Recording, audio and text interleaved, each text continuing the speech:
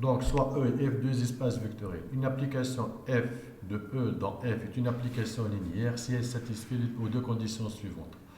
Donc, une application, c'est quoi? Disons, c'est comme une fonction. En réalité, une application est plus restrictive qu'une fonction. Mais bon, on peut alors comme une fonction, c'est tout. Donc, pour qu'une fonction soit appelée linéaire, elle doit satisfaire deux conditions. La première condition, liée f de u plus v est égal à f de u plus f de v pour tout uv qui appartient à E. Je m'en ai peut-être deux éléments de E. Au terme de l'addition dans E, c'est équivalent, c'est égal à l'addition des deux images, des images de ces deux éléments. Ok? Bien sûr, à travers l'application F. À terme de l'addition fait l'espace E, ça lui correspond une addition fait l'espace F. Ok? À travers cette application. Et l'application, bien la fonction doit satisfaire cette condition. La deuxième condition, un élément de E, qui fait la multiplication de cet élément par lambda, ça lui correspond à la multiplication de l'image de cet élément à travers l'application, dans l'espace F. Ok, F de lambda U, c'est la multiplication de l'espace E. L'image, ça lui correspond, ça correspond à quoi? L'élément U, là où je l'image dans F, grand F, l'espace F, l'image qui on l'a multiplié par lambda. Ok. Maintenant, la première condition, on peut voir les choses comme ça. La première condition liée à f de u plus v est égale à f de u plus f de v. On peut voir, c'est comme une addition, l'espace E, ça lui correspond une addition l'espace F à travers cette application.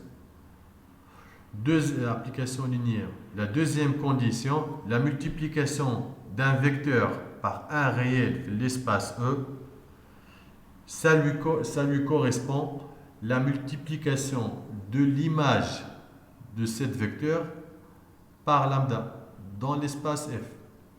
Ok. Donc l'ensemble des applications linéaires de E dans F est noté LEF. Donc soit E et F de R espace vectoriel. Si F est une application linéaire de E dans F, alors on a quoi?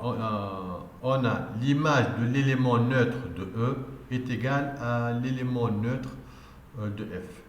Et aussi, f de moins u est égal à moins f de u. Pour tout u appartient à lambda. Là, c'est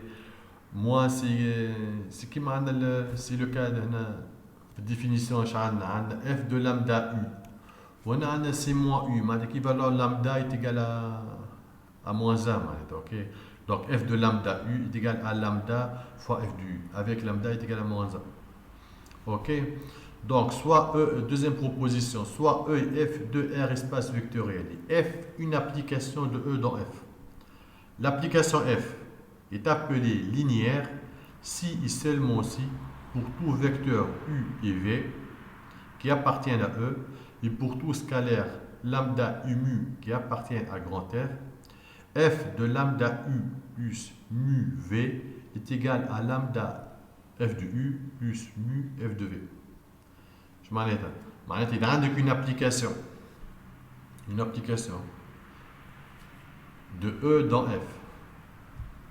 Si à travers cette application, l'application elle vérifie f de lambda u plus mu v est égal à lambda f de u plus mu f de v, alors l'application c'est une application linéaire.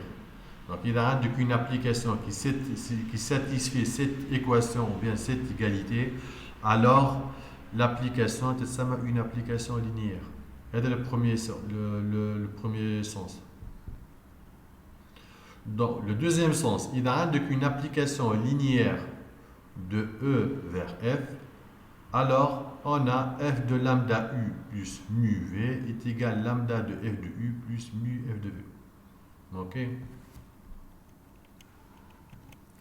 Ensuite, un peu de vocabulaire. Donc, une application linéaire, et on peut l'appeler aussi morphisme ou homomorphisme. Donc, morphisme ou homomorphisme, c'est équivalent à une application. Ce sont des synonymes d'application linéaire. Dans le cas où on a une application linéaire de E dans E, l'ensemble du départ et l'ensemble d'arrivée, c'est le même ensemble. Dans ce cas, c'est un endomorphisme. Et l'endomorphisme est noté LE. Donc, morphisme, application linéaire. Endomorphisme, c'est application linéaire avec l'ensemble d'arrivée est égal à l'ensemble de départ, de E vers E. Le cas c'est un endomorphisme. Donc, soit E et F, des R espaces vectoriels. Et F de E vers F, une application linéaire. F de E, E c'est tout l'ensemble, s'appelle l'image de l'application linéaire F et noté im F. Ok. Donc F de E c'est l'image.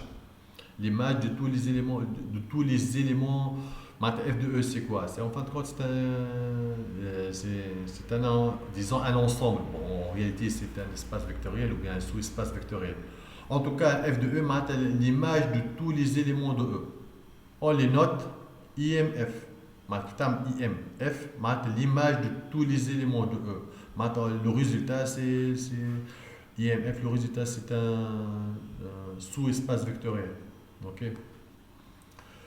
Donc, un sous-espace vectoriel, c'est quoi en fin de compte? Juste un rappel. Un sous-espace, ou plutôt un espace vectoriel, pour faire simple. Un espace vectoriel, c'est quoi? C'est un ensemble E avec deux opérations, ou bien deux lois de composition. La première loi, c'est la loi de composition interne, est liée à l'addition. Donc, le cas, tu as un espace vectoriel. La première loi de composition interne, je trouve qu'il y a deux éléments de E. Tu as l'addition, tu as U plus V. Là, par exemple, W. W appartient à E. Le cas, c'est la loi de composition interne. La deuxième loi, ou bien la deuxième condition, il y a la loi de composition externe. Tu as un élément U qui appartient à E. Tu par un réel lambda. Lambda fois U. Là, par exemple, V. V appartient à E. Si les deux conditions sont vérifiées, ensemble avec ces deux conditions qui sont vérifiées, ça m'a un espace vectoriel. Ok. Ben, on a la proposition, je crois que si E' est un sous-espace vectoriel de E. E' est un sous-ensemble de E. Avec quoi? Avec l'élément neutre appartient à E', où les deux lois de composition interne et externe soient vérifiées. Ou deux éléments de E', le résultat doit appartenir à E', ou un élément de E', un réel, le résultat doit appartenir à E'. Donc E' est un sous-espace vectoriel. Proposition je trouve, il y a E' un sous-espace vectoriel de E. Alors, F de E' est un sous-espace vectoriel de grand F. Maintenant, l'image des éléments de E', l'ensemble de ces images, ça forme un sous-espace vectoriel de F. Ok. En particulier, im de F est un sous-espace vectoriel de F. Im de F, l'image de tous les éléments de l'ensemble de départ de E. L'ensemble des images, ça forme un sous-espace vectoriel. On peut avoir des éléments de F et des éléments dans E. Des éléments de F qui les source pour E. Ok.